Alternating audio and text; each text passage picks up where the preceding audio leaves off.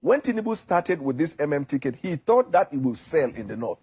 But as time went on, the people were more analytical in their mind, and they discovered that, look, let's go to the bigger picture and forget about states and local government. Are we prepared to have a president that will say something now in the next 3 minutes he can't remember?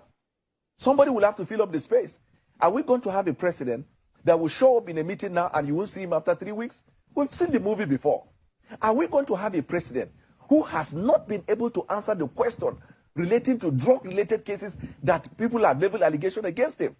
Above all else, are we prepared at this time for a president that does not have in his heart the capacity to unite Nigeria? What singular thing has Tinubu done that suggests unity? This was somebody who said, I never believe in Nigeria. This was somebody who tried to divide the North and the South on the basis of religion. This is somebody from the South has wanted to divide the South along ethnic lines.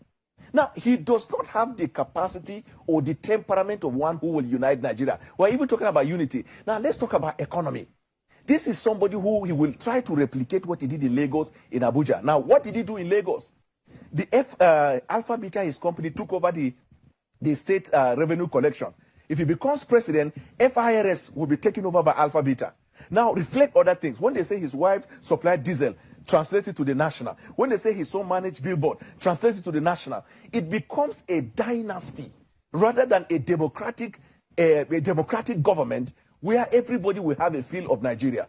So if you look at it from left, right, center, from character and fitness, from intellectualism, from mental stability, from agility, from the sense of unity, he does not stand a chance. I have never in my life addressed Asiwaju Bola Ahmed Tinubu as a drug lord. In fact, I have never believed in it. So if we bring out a video today now, you say we doctored? No. If you find that video, if you have it here, we can short the interview and you produce it. There is the second one again. You will see it on social media where they said, Bwala said, even if you give Asiwaju Bola Ahmed Tinubu 30 years, that nothing will happen. Again, it is the laziness associated with media in Nigeria. It was misquoted, and I have the video now. It's a few seconds. Can I play it? Yes. No. Okay. So in that interview, it was on the 25th of December, December 2023, where I was critiquing the policy of the government. This was an interview on Arise. No, it was on Channels. On Channels. Where I was critiquing the policy. Yes. And then I say, where a policy is fundamentally flawed, that 30 years will not correct it. But Obedient, very good. They are experts in social media. They now say even if you give Tinubu 30 years, and that thing has moved, has lingered, it has been quoted and recorded by individuals. Newspapers had it all over. I didn't get to watch the Let interview. me tell you why. Newspapers had it everywhere that you said, even if you give Asiwaju 30 years, and I'm sure that was one of the interviews that you had afterwards on a number of TV stations to clarify that particular issue, indicating that you said if you give him 30 years, and yet you came to work for him. And in my answer, I said I was critiquing the policy. And I said, if a policy is fundamentally flawed, 30 years will not correct it. Now, when you mentioned it was reported in the paper, that is the second question that the Nigerian media should begin to look at. How social media now set the tone and agenda for mainstream media. And this is where we have the problem in Nigeria today. Believe me, I'm telling you, I see some television houses, not all of them, where they report stories on social media that were unverified, as though it is a verified information, and people run to town with it.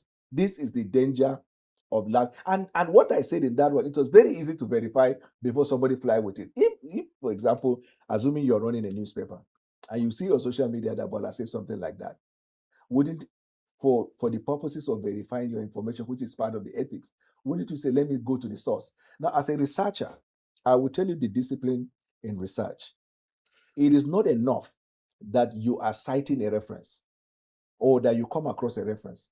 It's important you go to the source of the book that was referenced, so you can get the context of the author, and where necessary, to also stretch it further and see peer review. What was the opinion of others regarding that point that was highlighted, so that when you say something, it will be cast in stone. But I can understand that journalism now has taken a different dimension, that very good journalists, their good work is being overshadowed Hello, everyone. Just watching that those two videos is just it's embarrassing on a lot of fronts, and it just makes one just want to shake one's head. And just looking at Daniel Bwala in the way that he was trying to how do I say it now? He was trying to extricate himself or trying to explain it. I don't even know what he was trying to do. But at the end of the day, how did Obedient get into the whole of that conversation? It's almost as if it they don't talk about obedience and all of that, then they don't. There's something wrong. But anyway, as you see there in that conversation, is to say there are certain things that someone, no matter what it is, one should not get oneself, becoming that kind of a thing, that kind of a person. And this is where you see someone has made statements, they bring out your statement, and you stay down barefaced and you deny those statements that you had done before. You saw that interview with Mehdi Hassan and how things that were being shown to him, he would just flat out deny that whole thing. But hey, uh, it's just so funny at the same time, so pathetic. What is even stopping for? Oh, I had a different idea before.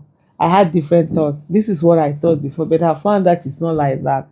That's the way. But for you to outright be denying the same things that you had said all this time, it's on another level of I don't even know what to explain in it, but just go ahead and look at it and say that unfortunately for us in Nigeria, people get away with a lot of things. Sometimes we do not focus on those things that we should focus on.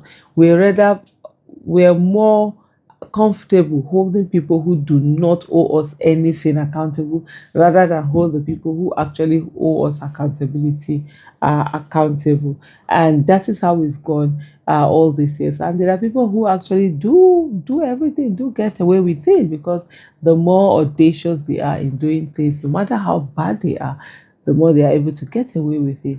And so it's something that has continued on all of these years. But I think at this point it's just a matter of rest. Can someone just look at him and say, "Okay, rest. It's okay." The Medi has sent it. It's never gonna go away. It's going to be there, no matter how you explain it. You can't explain something that everybody saw. You can't be explaining something that people saw how it was, and then all of a sudden, now you're coming to tell us that we didn't say what we said. But anyway, Sha, now bigger matter they will always bring in. Thank you so much for watching.